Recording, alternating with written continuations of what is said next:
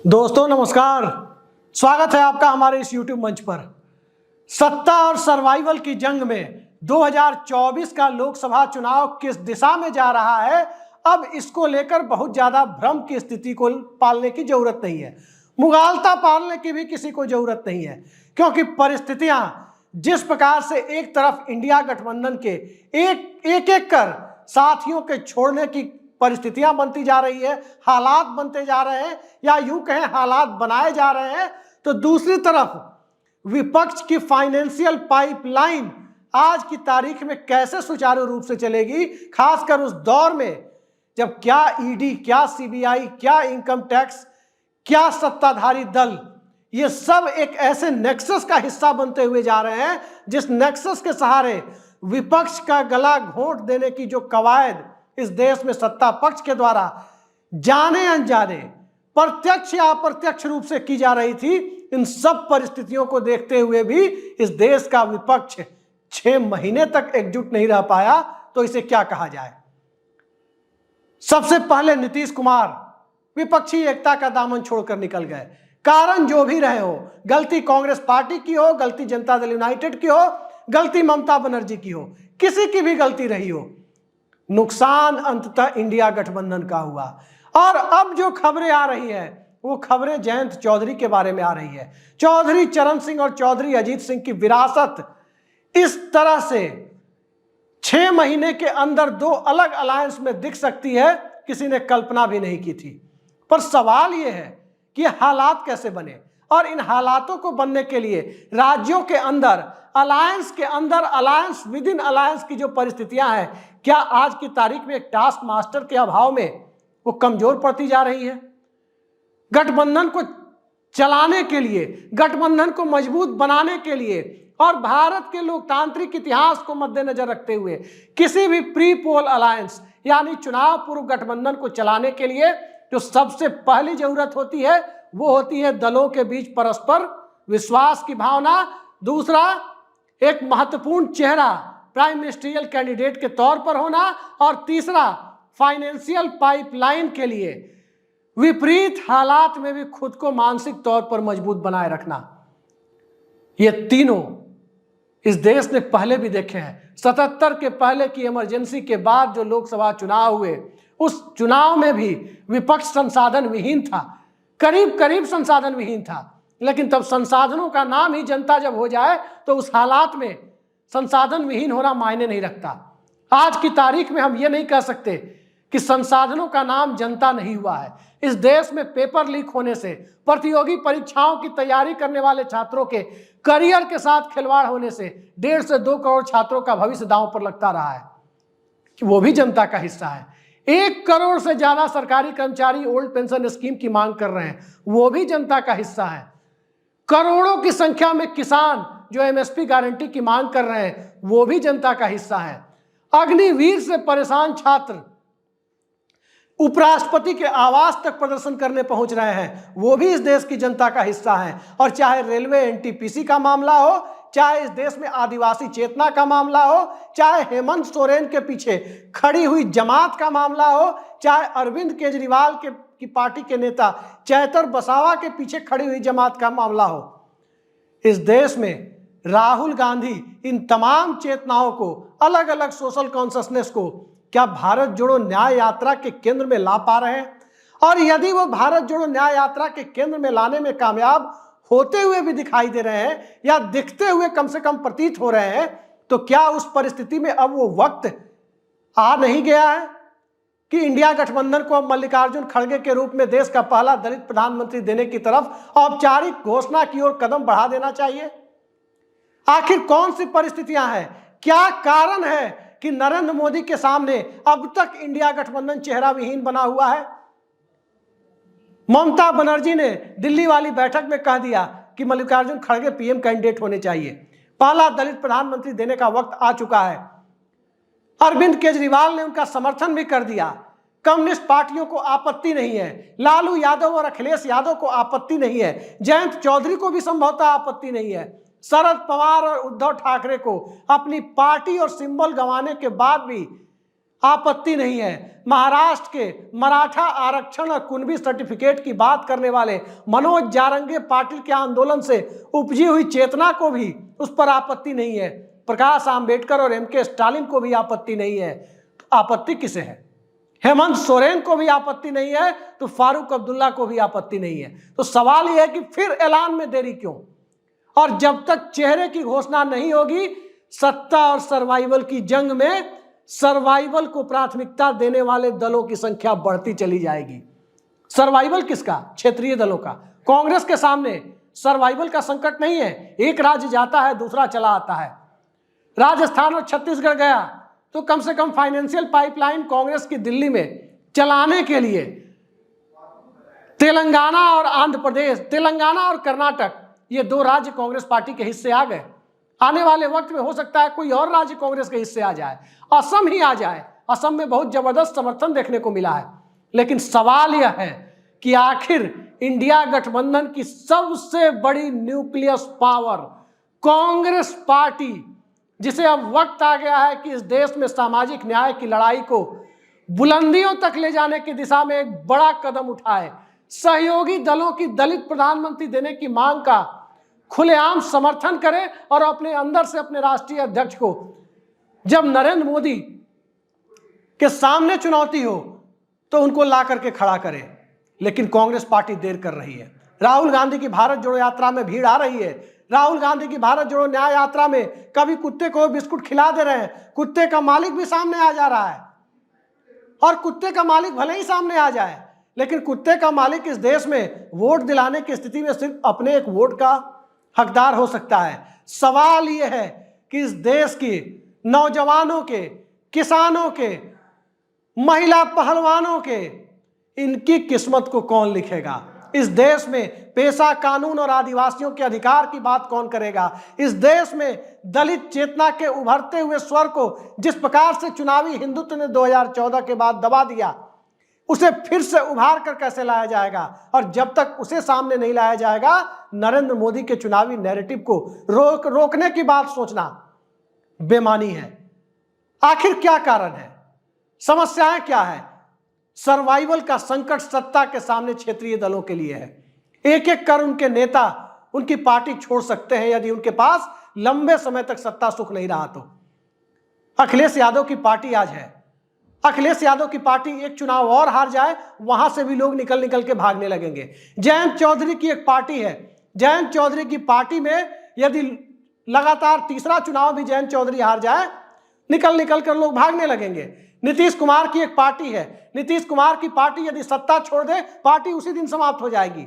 लालू यादव की एक पार्टी है। सत्ता चलाने के लिए जनाधार उनके पास जरूर है, लेकिन लंबे समय तक सत्ता से दूरी उस पार्टी को भी घातक हो, उस पार्टी के लिए भी घातक हो सकती है। ममता बनर्जी की भी एक पार्टी है और ममता बनर्जी की पार्टी ने बिल्कुल सही काम किया था इंडिया गठबंधन की दिल्ली की बैठक में, जब एक दलित नेता का नाम प्रधानमंत्री पद के लिए आगे बढ़ाया गया।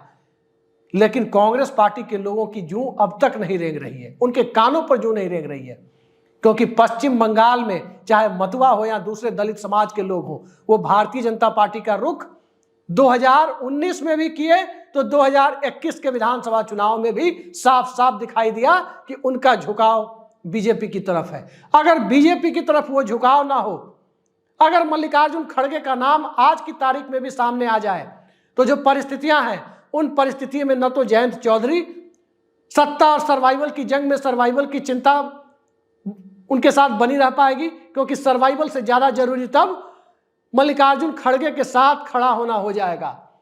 हर इलाके में इस देश की कोई ऐसी कंस्टिट्यूएंसी नहीं है, कोई ऐसा लोकसभा सीट संभवतः नहीं होगा जहां 2 लाख से कम दलित वोट है। लेकिन कांग्रेस पार्टी को अलायंस बनाना है, लेकिन कांग्रेस पार्टी का अपना वोट कहां है? उन राज्यों में जहां भारतीय जनता पार्टी बहुत मजबूत चुनावी लड़ाई लड़ रही है। इस सवाल पर कांग्रेसी चुप हो जाते हैं। अखिलेश यादव 7 सीटें देंगे जयंत चौधरी को, लेकिन खबरों पर यकीन करें तो उन 7 में 4 उनके कैंडिडेट होंगे। तो इस परिस्थिति में भला कौन किसी के साथ अलायंस में जुड़ेगा कि सीट आप दे रहे हैं लेकिन कैंडिडेट भी मुफ्त में दे रहे हैं। कल को कैंडिडेट पार्टी छोड़ के भाग जाएगा, अपनी पुरानी पार्टी में भाग जाएगा। इस हालात को भला कौन स्वीकार करता है? और इस हालात में भला कौन सा अलायंस होता है? अलायंस परस्पर विश्वास की बुनियाद पर होता है। और जिस अलायंस में परस्पर विश्वास की बुनियाद नहीं होती है, उस अलायंस में यही होता है जो महाराष्ट्र में हुआ था कि 80 घंटे की सरकार बनती है और 80 घंटे के बाद उद्धव ठाकरे अपने परंपरागत अलायंस को छोड़कर शरद पवार और कांग्रेस के साथ मिलकर सरकार बनाते हैं। तो गठबंधन के बीच जब विश्वास नहीं होगा, गठबंधन सहयोगियों पर विश्वास नहीं होगा, तब तक वोट ट्रांसफर नहीं हो सकते। और जब तक वोट ट्रांसफर नहीं हो सकते, तब तक गठबंधन का कोई मतलब नहीं है। गठबंधन होता किस लिए है? वोटों के म्यूचुअल ट्रांसफर के लिए। लेकिन क्या आज की तारीख में कांग्रेस पार्टी कौन सा वोट बिहार और उत्तर प्रदेश में ट्रांसफर करा देगी अखिलेश यादव के समर्थन में या जयंत चौधरी के समर्थन में, बिना किसी प्राइम मिनिस्ट्रियल कैंडिडेट के या बिना मल्लिकार्जुन खड़गे का नाम ऐलान किए? कौन सा ऐसा वोट कांग्रेस पार्टी के पास है? कौन सी ऐसी जादू की छड़ी कांग्रेस पार्टी के पास है जो उधर ट्रांसफर करा देगी?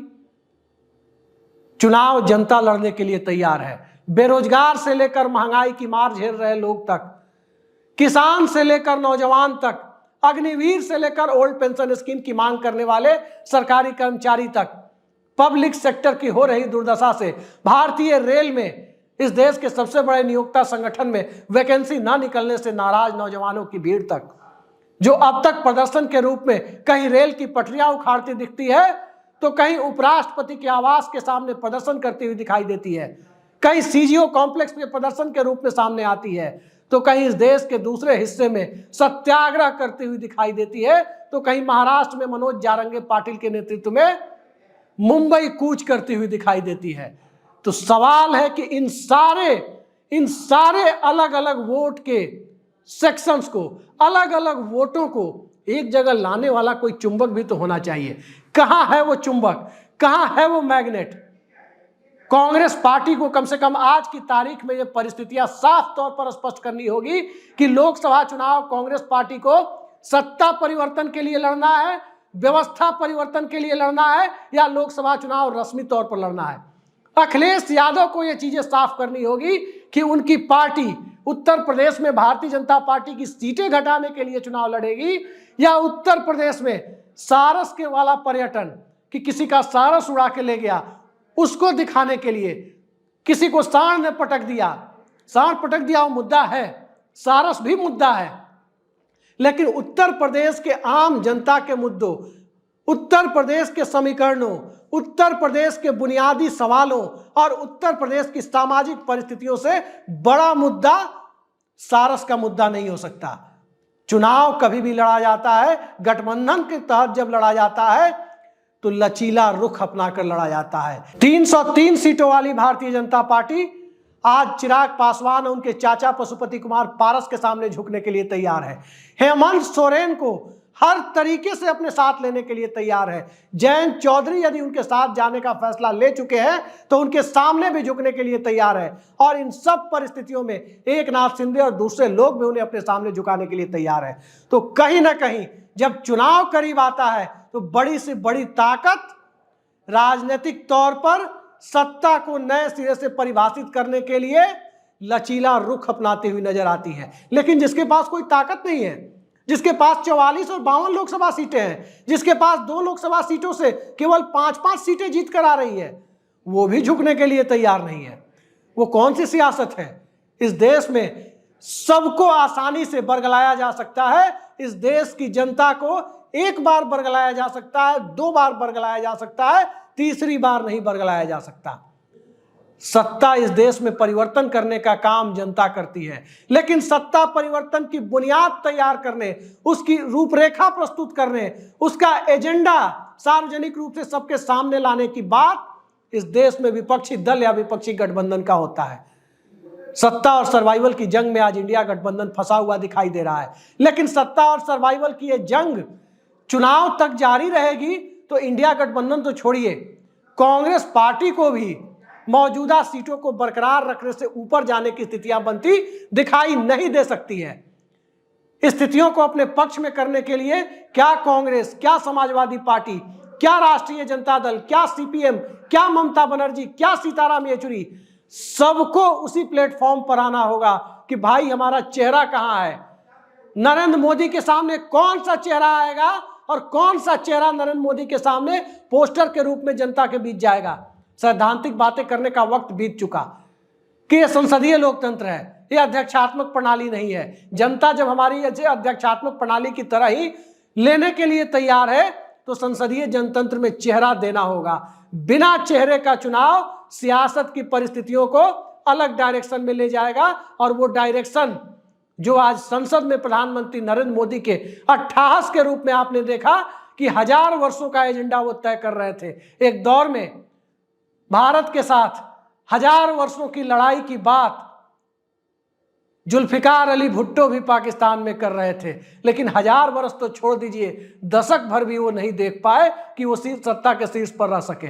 आज 1000 वर्षों का एजेंडा हिंदुस्तान के लिए नरेंद्र मोदी तय करने की बात कर रहे हैं तो सिर्फ इसलिए कर पा रहे हैं क्योंकि उनके सामने का विपक्ष इतना गैर जिम्मेदाराना व्यवहार कर रहा है कि कहीं ना कहीं सत्ता किसी को नहीं चाहिए और सत्ता जिसे चाहिए उसके डायरेक्शन उल्टे हैं, और जिसे सत्ता कुछ और लोगों को इस गठबंधन में चाहिए तो सत्ता के साथ साथ सत्ता के पहले सर्वाइवल की चिंता है और निश्चित तौर पर होगी। और इसलिए भी होगी क्योंकि जब तक सर्वाइवल नहीं होगा तब तक सत्ता नसीब नहीं होगी।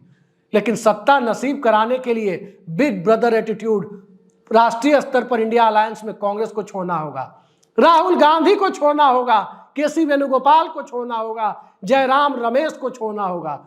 उत्तर प्रदेश के अंदर big brother attitude Akhilesh Yadav को छोड़ना होगा, रामगोपाल यादव को छोड़ना होगा, शिवपाल सिंह यादव को छोड़ना होगा।